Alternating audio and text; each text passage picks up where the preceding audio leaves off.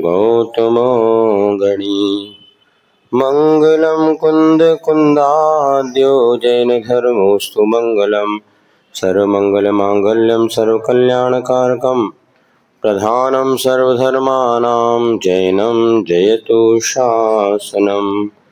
वंदे विद्यासागरम। क्या है मंगला, भूल गए।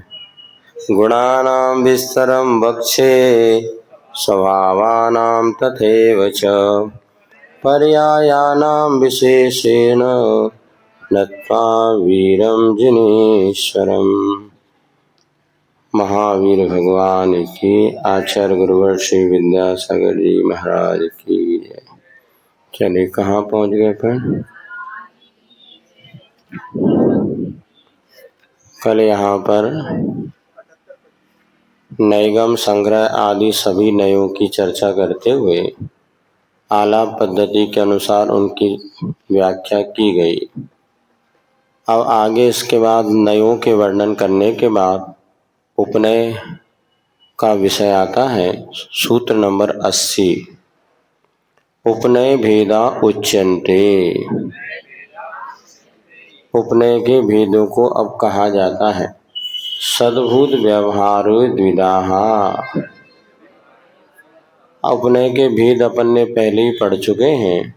उपनय 3 प्रकार के होते हैं, सद्भूत, असद्भूत और उपचरित असद्भूत। तो सद्भूत व्यवहार नय उसे कहते हैं जो अभेद में भेद कर दे। जैसे आत्मा और ज्ञान दोनों में कोई भेद नहीं है, फिर भी आत्मा का ज्ञान कह दिया, भेद कर दिया, तो ये सद्भूत व्यवहार हो गया। सोना और पीला रंग में कोई भेद नहीं है, फिर भी सोने का पीला रंग जो हमने कह दिया, यह भेद हो गया। तो ये अभेद में भेद करने वाला सद्भूत व्यवहार नहीं भी 2 प्रकार का होता है। सो शुद्ध सद्भूत और अशुद्ध सद्भूत के भेद से सद्भूत व्यवहार भी 2 प्रकार का होता है। सबसे पहला शुद्ध सद्भूत किसे कहते हैं, तो जो शुद्ध को विषय बनाए वो शुद्ध सद्भूत व्यवहार नय, तो अशुद्ध को विषय बनाए वो अशुद्ध सद्भूत व्यवहार नय।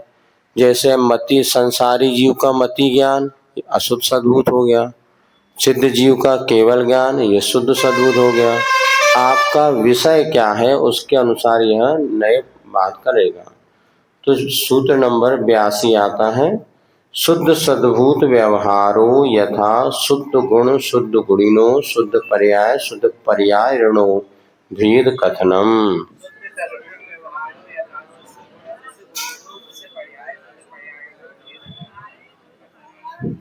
हाँ, शुद्ध सद्भूत में शुद्ध गुण और शुद्ध गुणी। जैसे सिद्ध भगवान हो गए शुद्ध गुणी और ज्ञान हो गया उसका शुद्ध गुण, ठीक है ना। इसी प्रकार संसारी जीव हो गया, अच्छा ये तो हो गया। पर्याय, सिद्ध भगवान की सिद्ध पर्याय शुद्ध है, और पर्यायी कौन हो गए, सिद्ध भगवान स्वयं पर्यायी हो गए। तो पर्याय को धारण करे सो पर्यायी हो गए। तो यहाँ पे शुद्ध इसमें जो भेद कर देता है, ठीक है। जैसे शुद्ध जीव का सिद्ध पर्याय, या सिद्ध जीव की छायक शुद्ध ज्ञान, ठीक है ना। सिद्धों का ज्ञान, ये क्या हो गया, गुण और गुणी में भेद हो गया। इसी प्रकार सिद्ध पर्यायी और उसकी जो पर्याय हो गई सिद्ध पर्याय, दोनों में भेद कर देना। सिद्धों की सिद्ध पर्याय ऐसा, तो ये भेद करने वाला शुद्ध सद्भूत व्यवहार है। इसी प्रकार से अब आगे बताते हैं 83 नंबर सूत्र पे। अशुद्ध सद्भूत व्यवहारो यथा अशुद्ध गुण अशुद्ध गुणिनो अशुद्ध पर्यायणो भेद कथनम। हाँ, अशुद्ध सद्भूत व्यवहार में क्या हो गया, अशुद्ध गुण और अशुद्ध गुणी, अशुद्ध पर्याय अशुद्ध पर्यायी, ऐसा भेद कर देना। जैसे मने मति ज्ञान हो गया, तो मति ज्ञान क्या हो गया, संसारी जीव के क्षय उपशमिक ज्ञान हो गया, तो अशुद्ध ज्ञान हो गया। और जीव जो है वो भी संसारी जीव अशुद्ध हो गया। संसारी जीव कर्म सापेक्ष इसलिए अशुद्ध है, उसकी पर्याय भी कर साम, इसलिए वो अशुद्ध है। तो गुण और गुणी की विवक्षा लगा लो, या ये तो अशुभ पर्याय में जो नए भेद का कथन शुद्ध, ठीक है, ठीक है।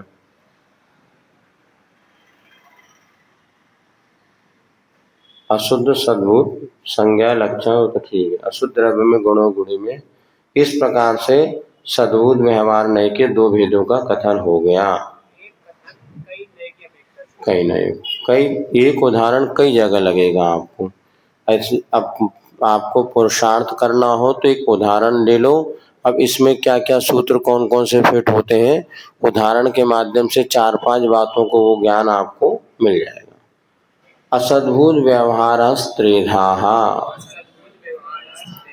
अब दूसरा हमने असद्भुत व्यवहार कथन किया था, जो कि भेद में भी अभेद का कथन कर देता है। जैसे मिट्टी का ढेला और जीव दोनों भेद हैं, फिर भी हमने मिट्टी के ढेले को ही जीव कह दिया। हमारा शरीर और जीव दोनों अलग अलग हैं, लेकिन आपके शरीर को ही हमने देख के जीव कह दिया। ये भैया जी आए तो भैया जी जीव हैं कि अजीव हैं? अजीव है ना, दिख तो अजीब ही रहे, लेकिन फिर भी हमने उनको जीव कह दिया। तो अजीव में जीव का उपचार कर दिया, तो ये हो गया असद्भुत व्यवहार नए। दोनों अलग अलग थे, फिर भी हमने अजीव में जीव का उपचार करके ने जीव कह दिया। तो 3 प्रकार का होता है असद्भुत व्यवहार नए। तो इसके आगे बता दे कौन कौन से 3 प्रकार, तो स्वजाति असद्भुत, विजाति असद्भुत और स्वजाति विजाति असद्भुत व्यवहार नए। तो ये नए 3 प्रकार का हो गया। तो सबसे पहले स्वजातीय सद्भूत क्या है तो बताते हैं। स्वजात्य सद्भूत व्यवहारो यथा परमाणुर बहु प्रदेशी इति कथनम इत्यादि।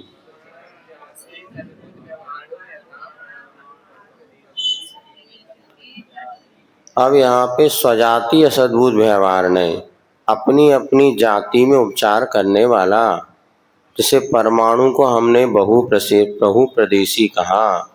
परमाणु एक प्रदेशी है कि बहुप्रदेशी? लेकिन चूंकि परमाणु में बहुप्रदेशी पने का उपचार कर दिया, तो पुद्गल में पुद्गल का उपचार करके परमाणु को बहुप्रदेशी कह दिया, क्योंकि वो बहुप्रदेशी बनने की क्षमता रखता है। बेटी को ही माँ कह दिया, ब्रह्मचारी को ही महाराज कह दिया, क्योंकि महाराज बनने की क्षमता, इसलिए कहा है महाराज। ब्रह्मचारी महाराज कैसे हो? आचार्य महाराज का ही बोलते हैं, ब्रह्मचारी महाराज कैसे हो। मतलब कैसे तो नहीं कहते, और कुछ कहते हैं, ब्रह्मचारी महाराज जरूर कहते थे। तो महाराज बनने की क्षमता है, और या उन्होंने तो उसको उपचार से महाराज कह दिया। उसका एक धर्म में आरोपण, जो परमाणु है 2, 4, 10 परमाणु मिल जाएंगे तो बहुप्रदेशी हो गया। तो चूंकि परमाणु में बहुप्रदेशी बनने की क्षमता है, इसलिए परमाणु को भी हमने जो बहुप्रदेशी कहा, तो ये हो गया स्वजाति असद्भुत व्यवहार नए। एक प्रदेशी होने पर भी बहुप्रदेशी वह हो सकता है, ऐसा यहाँ पर उपचार है। तो यह पुद्गल का ही पुद्गल में उपचार है। तो लेकिन हमने जो दूसरा इसमें उदाहरण पढ़ लेते हैं, इतना समझ। हाँ नहीं, ये तो उदाहरण दे रहा है इसका कि एक ही द्रव्य का एक ही द्रव्य में उपचार। क्योंकि उदाहरण तो इसमें ये दिया इन्होंने कि पुद्गल पर्याय को स्कंद रूप जो पर्याय थी, उसका आपने अणु रूप पर्याय में उपचार कर दिया। इसमें आता ना, क्या कहते हैं, द्रव्य संग्रह में भी परमाणु तो वैसे एक काल का एक प्रदेशी है, परमाणु भी एक प्रदेशी है, किंतु परमाणु को पुद्गल के संख्यात असंख्यात और अनंत भेद अनंत प्रदेशी होता है। संख्या संख्याश्च पुद्गला नाम, तो संख्या असंख्या अनंत प्रदेशी। क्यों? क्योंकि पुद्गल में एक दूसरे से परमाणु मिल करके ये स्कंद बन सकते हैं। काल द्रव्य में कभी भी ऐसा नहीं होता एक कालाणु से दूसरा कालाणु मिल जाए, वो हमेशा पृथक पृथक सत्ता को लिए रहते हैं। किंतु पुद्गल में एक अणु दूसरे अणु से मिल करके जैसे लड्डू बन जाता है, ऐसे अनंत परमाणु का भी एक स्कंद बन सकता है। तो इसको यहाँ पर ऐसा समझना चाहिए। तो यहाँ पे मुख्य रूप से समझना स्वजाति। स्वजाति का अर्थ क्या हो गया? जीव का जीव में उपचार, पुद्गल का पुद्गल में उपचार, और अन्य द्रव्य बाकी शेष द्रव्य में तो उपचार होता नहीं। उपचार 2 ही द्रव्य में होता है, जीव का जीव में और पुद्गल का पुद्गल में। यदि मतलब पुद्गल का जीव में होता है, जीव का पुद्गल में हो सकता है, लेकिन बाकी शेष धर्म, अधर्म, आकाश और काल, इनमें कभी उपचार नहीं होता। असद्भुत निर्णय का ये विषय बनेंगे ही नहीं। तो स्वजाति असद्भुत व्यवहार में परमाणु को बहुप्रदेशी, इतना एक उदाहरण बस ध्यान रखो कि परमाणु को भी बहुप्रदेशी कह दिया, ये स्वजाति असद्भुत है। अब विजातीय असद्भुत का क्या होता है तो बताते हैं 86 नंबर का सूत्र, विजातीय सद्भुत व्यवहारो यथा मूर्तम मति ज्ञानम यतो मूर्त द्रव्येण जनितम। अब ये विजाति में क्या हो गया, जैसे आपने मति ज्ञान को मूर्त कह दिया। मति ज्ञान, ज्ञान क्या है, जीव का लक्षण है, और वो जीव जब अमूर्त है तो उसका लक्षण कैसा होगा, वो भी अमूर्त होगा। लेकिन संसारी अपक्ष अवस्था में जो मति ज्ञान हुआ वो कैसे उत्पन्न हुआ, किसी जीव को मति ज्ञान हुआ या हमने ये पुस्तक देखी, देखते से हमें ये आलाप पद्धति नाम की पुस्तक है, ये कौन से ज्ञान से जाना, मति ज्ञान से। तो ये मति ज्ञान कैसे उत्पन्न हुआ, तो जो पूर्व में हमने मति ज्ञानावरण कर्म का बंध किया था, और मति ज्ञानावरण कर्म का जब बंध हुआ तो आत्मा में क्या बंधे, पुद्गल स्कंद बंधे। वो पुद्गल जब उदय में आया तो हमारे लिए छह उपसम हुआ कि हमने आलाप पद्धति अक्षर पढ़ लिया, और ये जो छह उपसम हुआ, ये जो ज्ञान हुआ, वो मूर्त है कि अमूर्त, वो तो अमूर्त है, लेकिन मूर्त से उत्पन्न होने कारण उसको भी हमने मूर्त कह दिया। मति ज्ञान कैसा है, मूर्त है, इसको कहते हैं विजाति असद्भुत व्यवहार। ज्ञान तो लक्षण था किसका, जीव का, और मूर्त बना लक्षण है किसका, पुद्गल का। तो यहाँ पे जो ज्ञान रूप जीव के पर्याय में और ये पुद्गल का हमने आरोपण करके उस ज्ञान को ही मूर्त कह दिया, अथवा हमने आपको बताया ब्रह्मचारी जी को जीव कह दिया। तो ये पुद्गल थे, शरीर क्या है, पुद्गल, और उसमें जो आत्म तत्व है या जो उसमें जो जीव है, जिसको हमने मनुष्य कहा या पंचेंद्रिय कहा या ब्रह्मचारी, किसको जीव था, तो इस पुद्गल में जीव का उपचार कर दिया तो विजाति हो गया। पुद्गल का लक्षण दिखना और जीव का लक्षण नहीं दिखना, लेकिन दिखने वाले में नहीं दिखने वाले का उपचार कर दिया। तो पुद्गल में जीव का उपचार करके हमने मिट्टी के पिंड को ये कह दिया ये एक इंद्रिय जीव है, अथवा पेड़ को देख करके हमने जीव कह दिया, तो दिखने में तो पुद्गल आ रहा है, इस पुद्गल ये और जीव दोनों विजाति हो गए, इसमें इसका उपचार कर दिया, इसी को कहते विजाति असद्भुत व्यवहार नए। ठीक है, तो मति ज्ञान को मूर्त का क्यों, क्योंकि मति ज्ञान मूर्त द्रव्य से उत्पन्न होता है। अब इसके बाद स्वजाति विजाति तीसरा जो होता है, स्वजाति विजाति वो कैसे होता है तो बताते हैं 87 नंबर का सूत्र, स्वजाति विजातीय सद्भुत व्यवहारो यथा ज्ञेये जीवे जीवे ज्ञानमिति कथनम ज्ञानस्य विषयात्। अब देखो, स्वजाति विजाति असद्भुत व्यवहार नए, दो तो आ गए समझ में, स्वजाति और विजाति, अब दोनों को मिला के चलना है। तो हमने ज्ञानम इति ज्ञेये, या ज्ञान का विषय होने कारण जीव अजीवों में ज्ञान का कथन करना, ज्ञेय को हमने ज्ञान कह दिया, तो ज्ञेय में क्या हो गया, ज्ञेय तो दो प्रकार के हो गए, जीव भी है, ज्ञेय माने जानने योग्य, और ज्ञान माने जो उसको जानता है। तो ज्ञेय में ही अपन ने ज्ञान को कथन, ज्ञेय सो ज्ञान है, वो ज्ञानी हो गया, जिसके द्वारा जाना जाए वो ज्ञान हो गया। तो ज्ञेय ज्ञानम कथम, तो ज्ञेय को ज्ञान का विषय होने कारण ज्ञेयों में ज्ञान का कथन करना, ये ज्ञेय ही ज्ञान है, जो हमने जाना वही ज्ञान है और कुछ नहीं।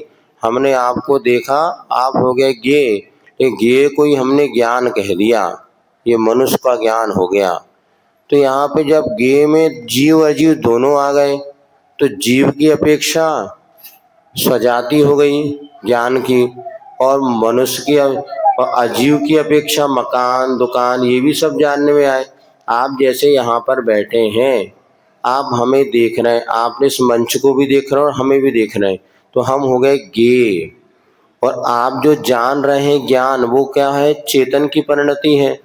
तो जिस ज्ञान के द्वारा आपने हमें ये योग्य विषय बनाया, तो आपने जैसे मंच देखा तो मंच को ही हमारा ज्ञान कह दिया। यही हमारा ज्ञान है जो हमें झलकने में आ रहा है। जो पदार्थ सामने में देखने में आ रहा है उसको ज्ञान कह दिया।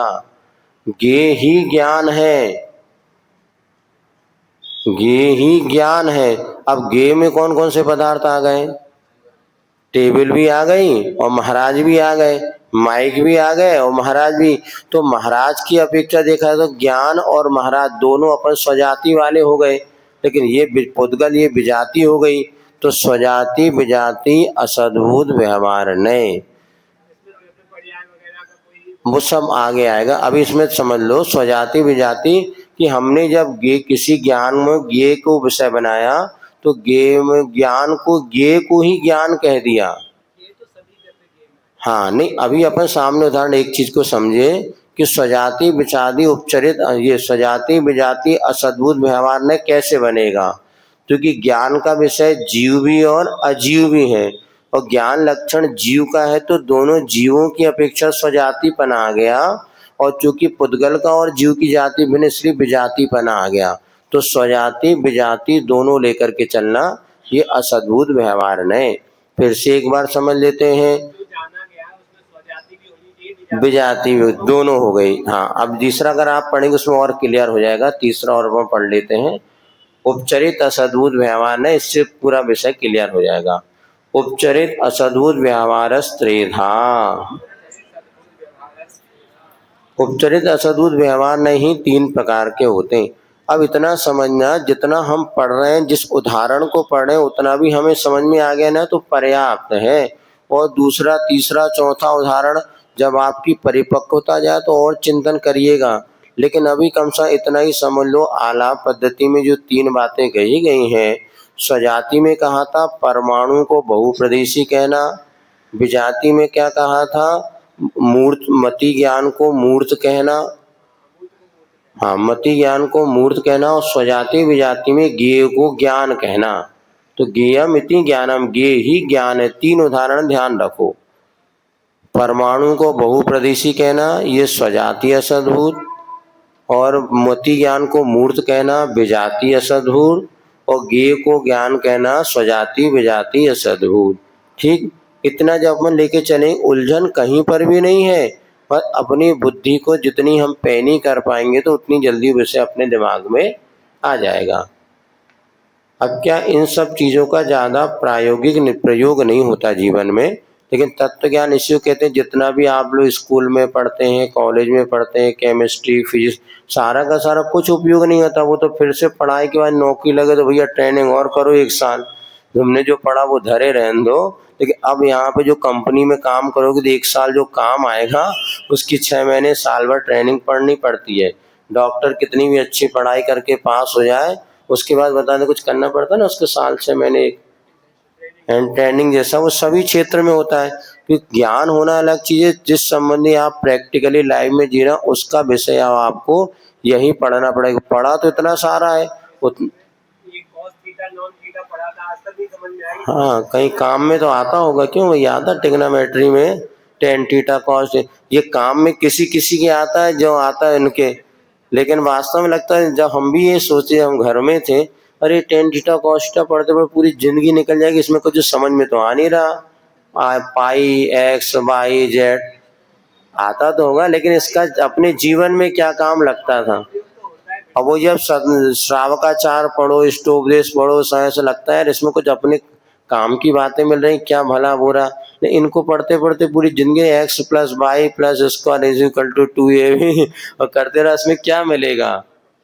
नहीं, ऐसा लगता तो था शुरू में, इसलिए उस समय हाँ। अब इनमें भी इसी प्रकार से आगम में जो है मूल तो इतना ही कहा, जीवोन्य पुद्गलाश्चान्य, जीव अन्य पुद्गल अन्य, इतना आप तत्व का ज्ञान का विषय बना लो। काम हाँ, त्रिलोकसार में भी है, कई गणेश शास्त्र संग्रह में पाई का मान है 3 पॉइंट। तो ये सब चीजें हैं। इसी प्रकार ये कुछ चीजें भले प्रैक्टिकली ना हो, लेकिन अपने जीवन में उसको तत्व ज्ञान के दृष्टिकोण से सबको पढ़ना और समझना अनिवार्य है, जिससे कि अपनी बुद्धि अशुभ से बच के शुभ में लगी रहे। और प्रैक्टिकल भी होता है। तो कई बार जो विशेष ग्रंथ तो पढ़ते हैं तो अरे हमने वहां ये पढ़ा तो उससे याद भी होता है। नए हाँ, ये सिर्फ क्या है ना, बुद्धि की वजह से नींव जो होता है ना, नींव जब भरते उसमें सीमेंट पत्थर अतरा सब भरे जाते, काम कुछ नहीं आया। काम तो ऊपर का मकान ही रहने के काम आता है, लेकिन इसके बिना वो मकान नहीं बनेगा। तो ये सब ज्ञान बढ़ाने से आपकी बुद्धि का जो है क्षयोपशम तीव्र होगा और आगे जो काम आप करने जा रहे हैं उसके लिए भूमिका का काम करेगा। नहीं नहीं, ये नहीं, उलझन के साथ वहाँ पे दिमाग की खुराक है। दिमाग जिन विषयों में लगता है तो उससे दिमाग की मजबूत, जैसे आप बॉडी बनाना चाहते हैं तो वर्जिश वगैरह करते हैं, एक्सरसाइज करते हैं, ये सब पे तो इसी प्रकार दिमाग को जब काम मिलता रहेगा, अध्ययन मनन में लगा रहेगा, तो उसका दिमाग की मजबूती का ये बहुत बड़ा साधन है। खाली दिमाग कहते हैं शैतान, कुछ नहीं करे। तो इसलिए बचपन से मैथ्स है, ये पढ़ो ये पढ़ो ये पढ़ो, बाकी समय पे सब काम तो उतना ही सा है। यदि आपको अच्छी पोस्ट हुई, डॉक्टर ही बन गए, तो फिर उसके बाद भी जो डॉक्टर तात्कालिक दवाई और वो सब उसको करना, सीए की कितनी पढ़ाई कर लो, लेकिन तात्कालिक जो आपका जीएसटी जो तात्कालिक जो इसमें होता होगा ना, तात्कालिक भी पढ़ना पड़ता होगा। अभी नया करंट हर साल में क्या क्या नए नए कानून बन रहे हैं, नई नई है। हाँ, हर साल में आपके नई नई बातें आती हैं, उसी के अनुसार कानून बदल रहा है। अब जो एसटीआई मोदी जी कुछ और कह रहे कि भैया दीपावली के बाद हम और ये परिवर्तन करेंगे, हाँ जो भी चीज है।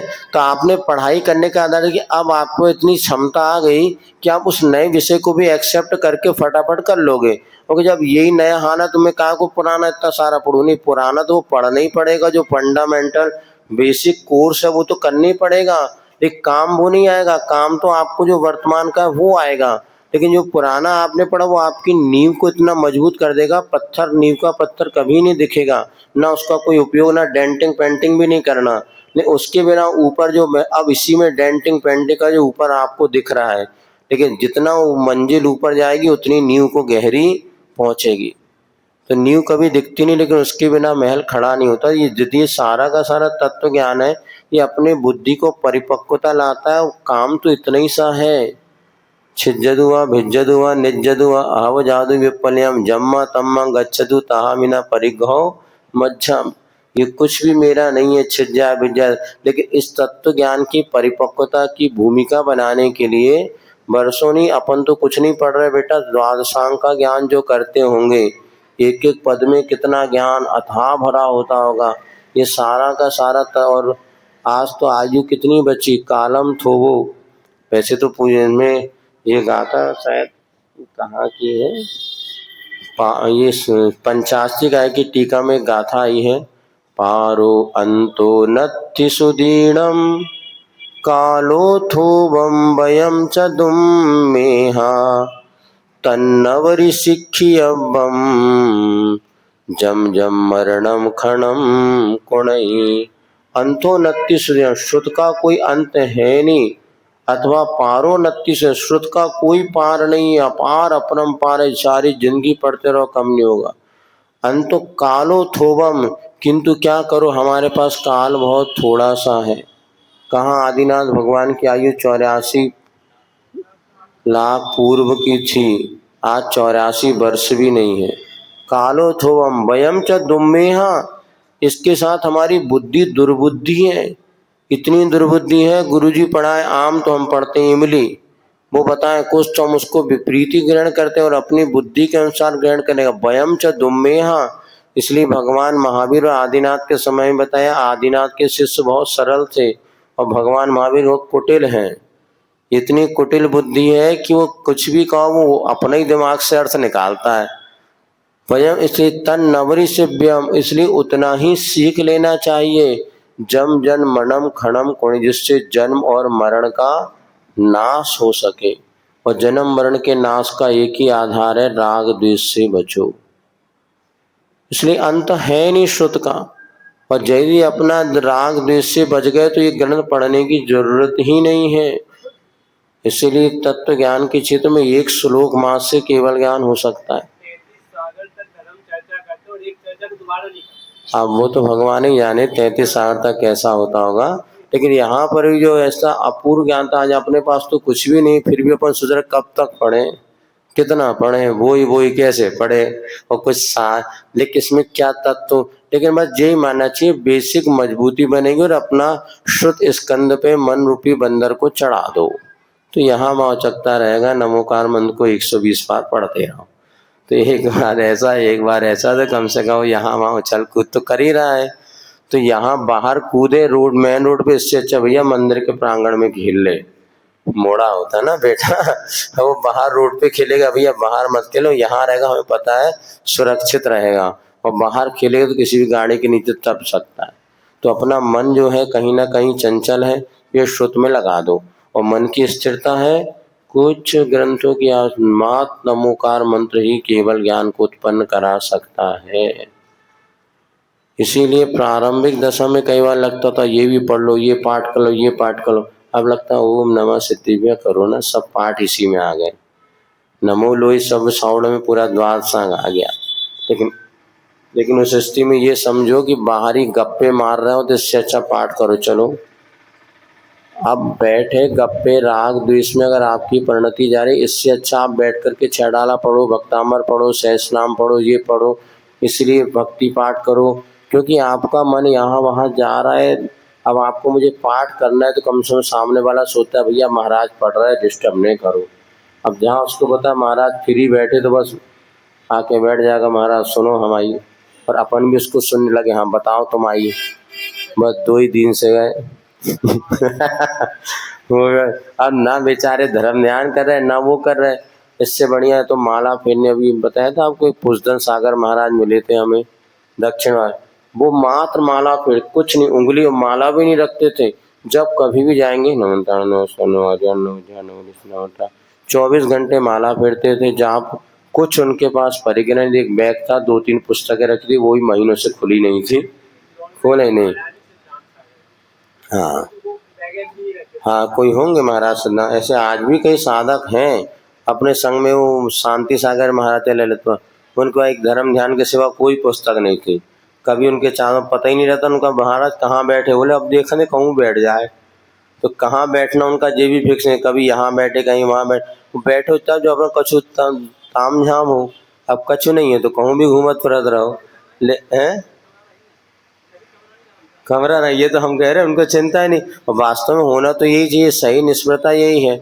अब चूंकि थोड़ा बहुत प्रभावना आदि संघ में यहाँ है, वैसे हम लोग भी जब संघ में थे तो कहीं भी बैठ जाओ, कहीं बैठ जाओ, ज़्यादा कोई भैया कोई ज़्यादा ताम झाम है करना ही नहीं अपनों को, प्रभावना बड़े महाराज करते रहे, तो अपन तो बैठ के धर्म ध्यान करो, बहुत अच्छा है। तो ये इसमें अब अपना ये तो है एक प्रकार से स्थिरता।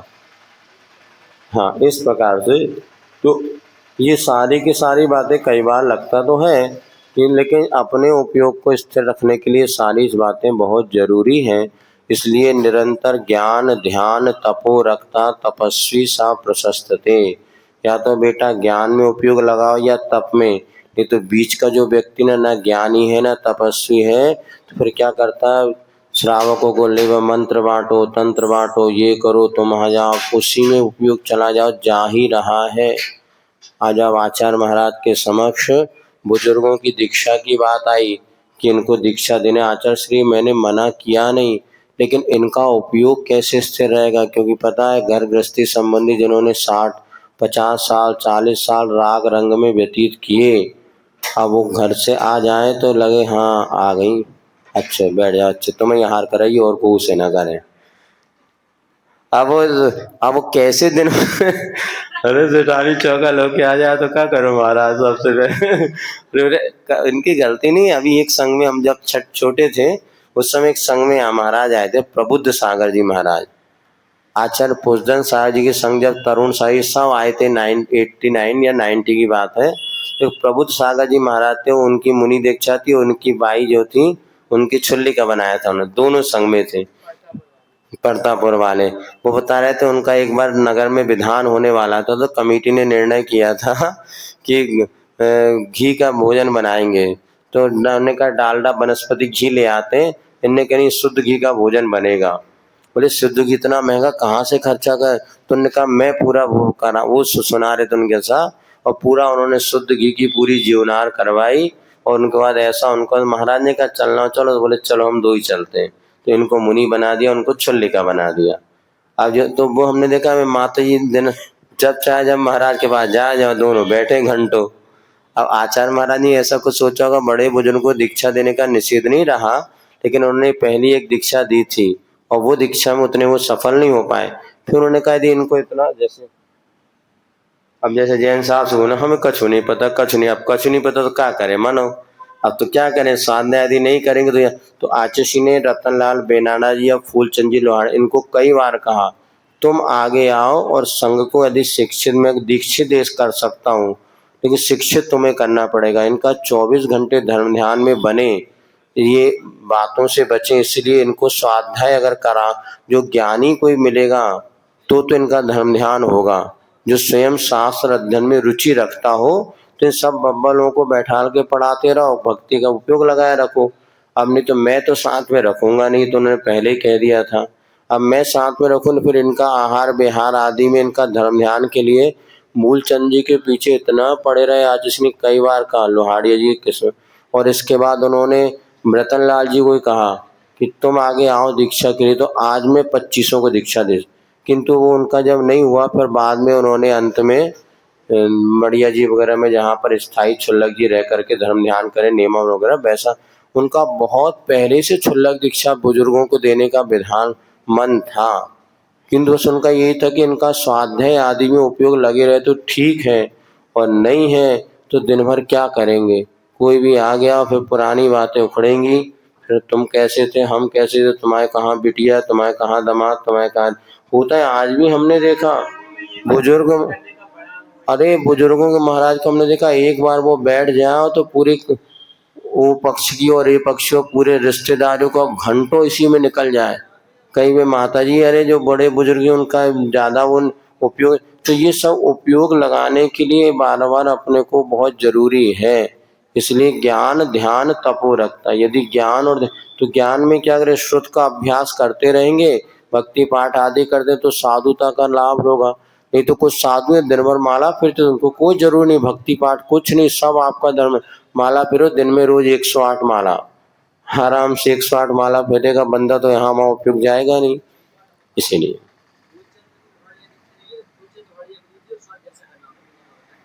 फूलचंद नहीं था, मूलचंद ने नहीं ली थी, वो तो फूलचंद बाबा वो साध्या वाले नहीं। हाँ फिर भी थे, उनका साध्या ऐसा लखा मूलचंद अभी भी है, वे तो बढ़िया खाते गांव के बब्बा। उपचरित असद्भुत नए 3 प्रकार का, तो ये अपन थोड़ा और पढ़ लेते हैं। स्वजाति उपचरित, विजाति उपचरित और स्वजाति विजाति उपचरित। उपचरित क्यों कहा, किंतु ये बिल्कुल पृथक है। जिसको बिल्कुल पृथक किया जाए उसमें भी अपनापन जब लगाते हैं, भेद करते हैं, तो स्वजा उपचरित कहला जाता है। जैसे यहाँ पर उदाहरण बताते हैं आपको 89 नंबर सूत्र, स्वजात्युपचरिता असद्भुत व्यवहारो यथा पुत्र दारादि मम।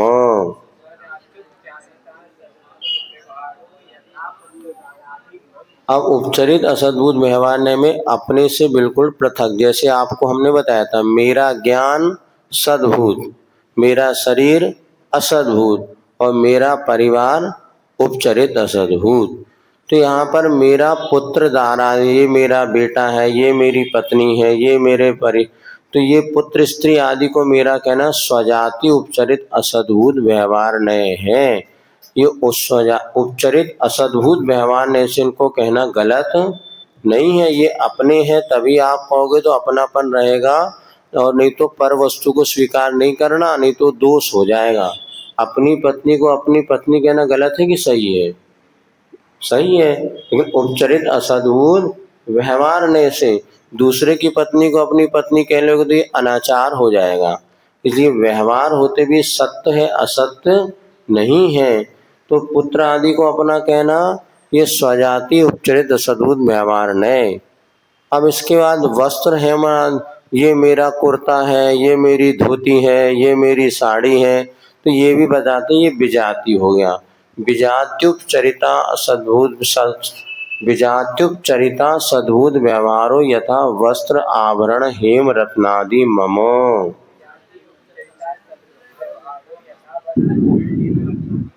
अब यहाँ पे विजाति में क्या हो गया, वस्त्र है, आभरण है, सोना चांदी आदि है, ये अपनी जाति से भिन्न है। मैं तो जीव जाति वाला हूँ, ये पुद्गल की जाति वाला है। तो आपने मेरा हार, मेरे कुर्ता, ये जो कहा ये भी व्यवहार नए से गलत नहीं है, लेकिन ये विजाति उपचरित असद्भुत व्यवहार नए का विषय है, ऐसा इसको जानना चाहिए। अब इसके बाद 91 नंबर सूत्र आता है 91 नंबर में, स्वजाति विजात्युपचरिता सद्भूत व्यवहारो यथा देश राज दुर्गादि मम।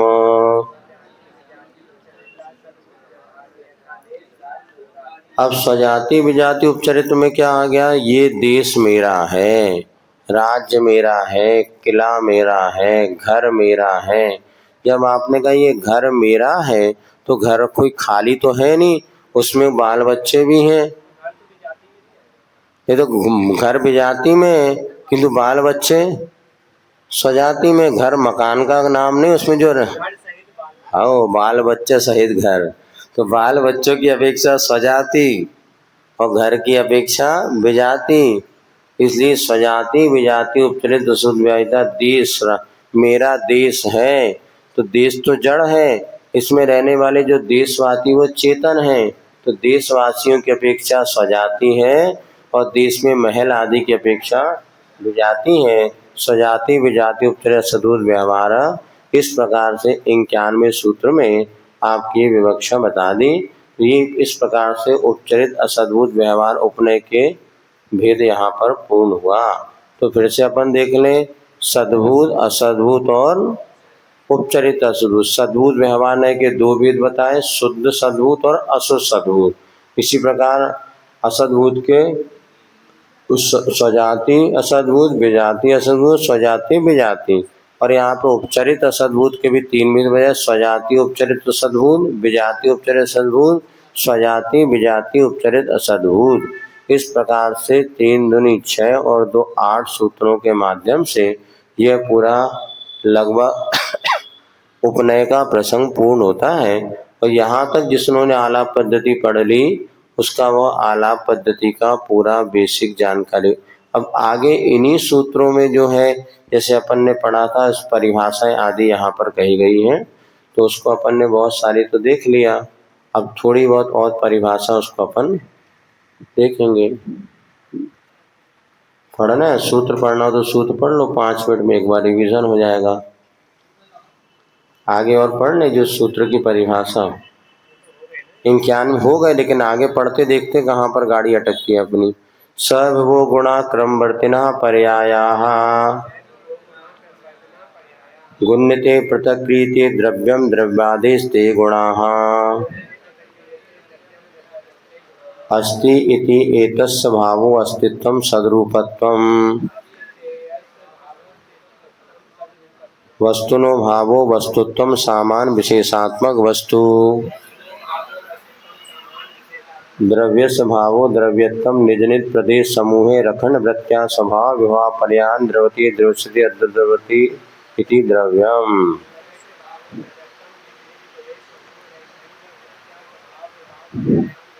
चलिए, इस प्रकार से आप लोग और बहुत सारे सूत्र हैं जो हमने पढ़ा दिए।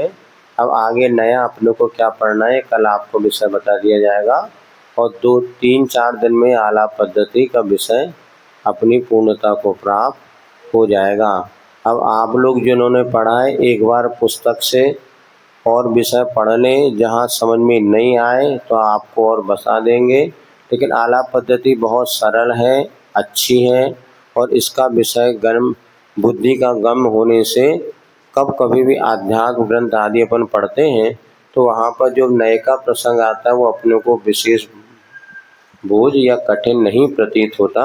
तो द्रव्य गुण पर्याय ज्ञान प्रमाण नय स्वभाव आदि की नए उपनय की चर्चा करते हुए यहाँ प्रसंग पूर्ण होता है। इतने रखते हैं।